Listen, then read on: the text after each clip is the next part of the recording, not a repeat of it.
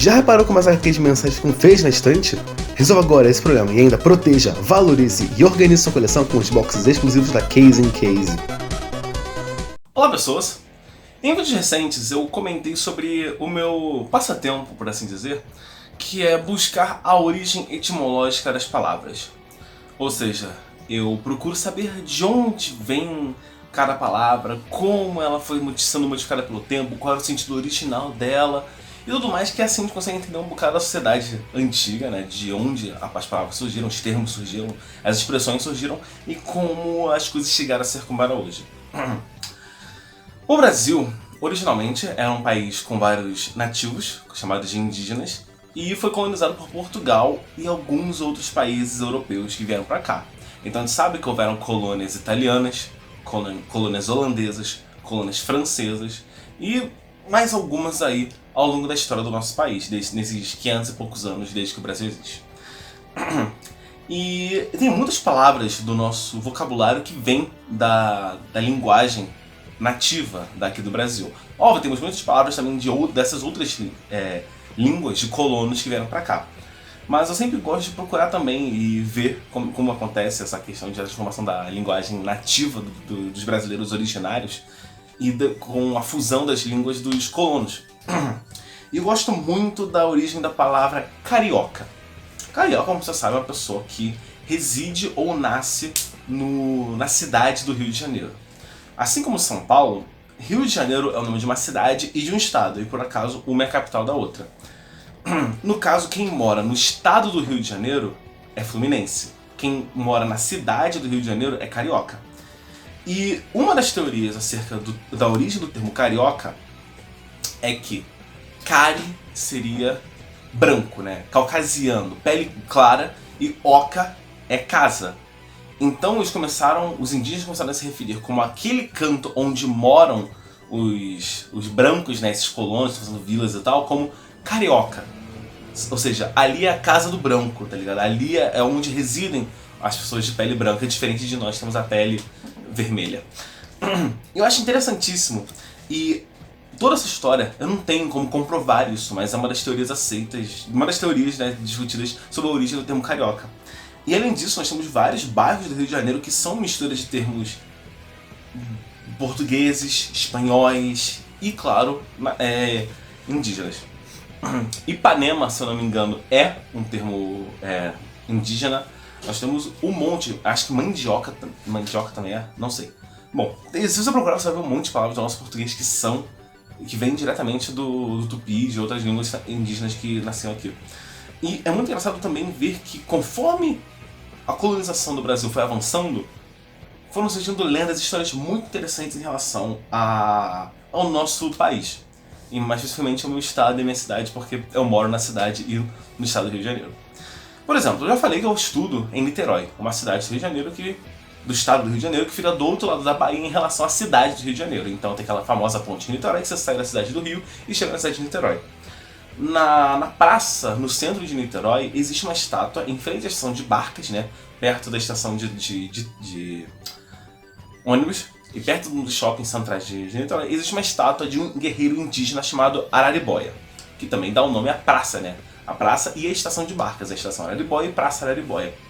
Esse guerreiro nativo, ele na verdade não é de Niterói, ele era de um local que hoje é chamado de Ilha do Governador, e eles fez uma parceria com os colonos para atravessar a Baía de Guanabara e ganhar uma guerra contra outra tribo indígena que se uniu com outra força colonizadora.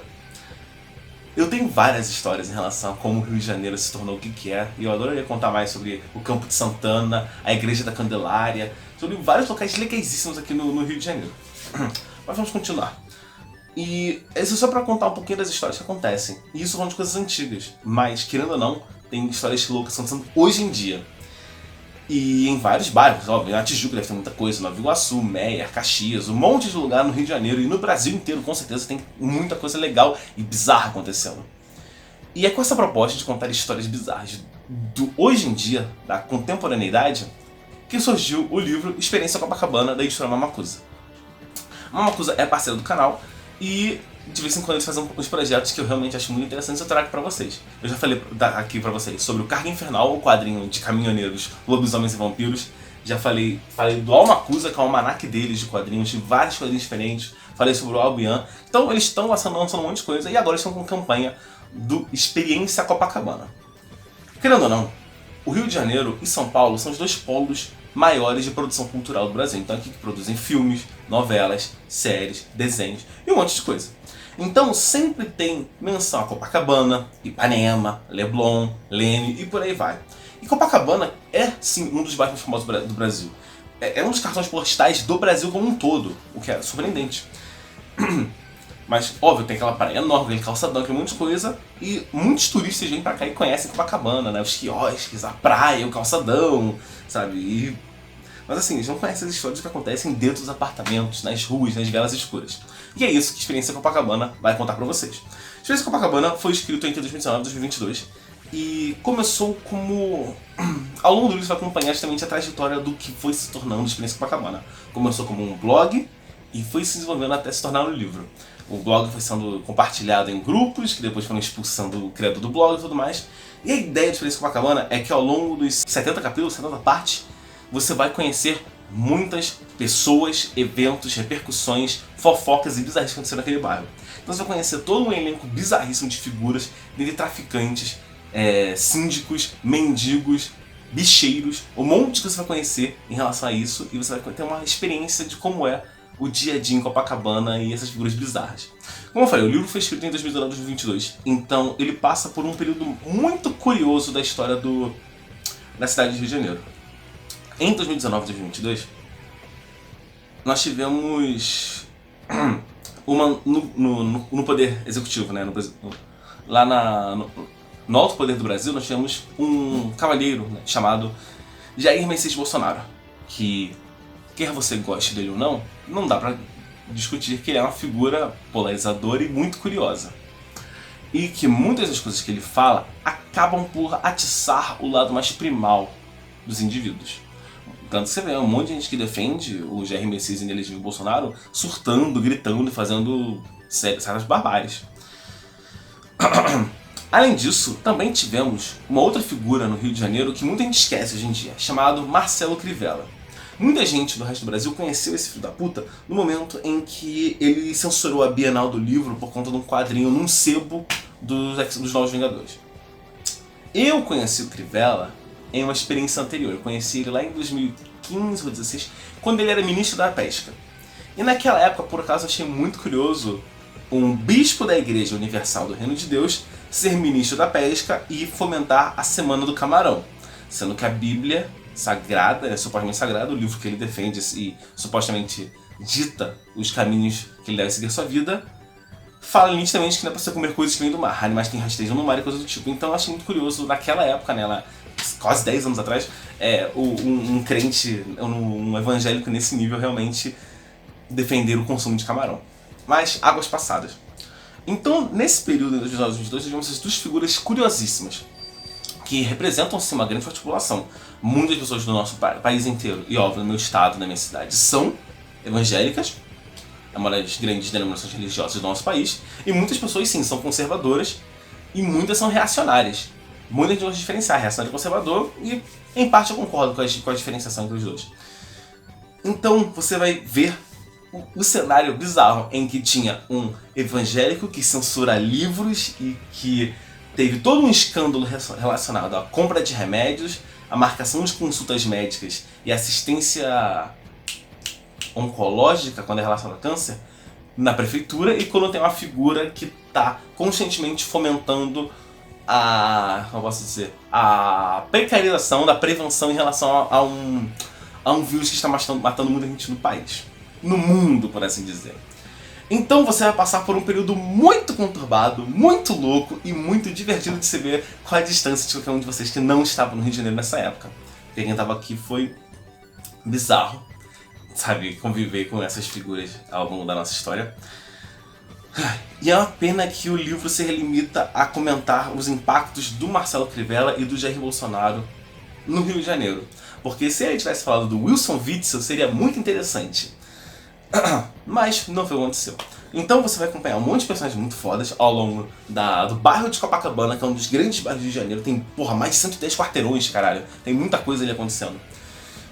E dentre as metas, né, da produção do livro, você vai conseguir o livro impresso, o livro digital, uma carteirinha de copacabanense honorário, ou seja, e isso vai te dar descontos em estabelecimentos parceiros de Mamacusa.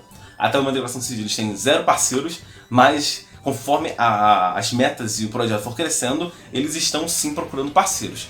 Tanto é que eles já têm um parceiro, não um estabelecimento, mas uma parceira que fez um produto especial para quem apoiar uma das metas do projeto, que é um ensaio. Eu acho que eu posso falar, já passou muito de 1 minuto de vídeo, então eu posso falar. Um ensaio erótico.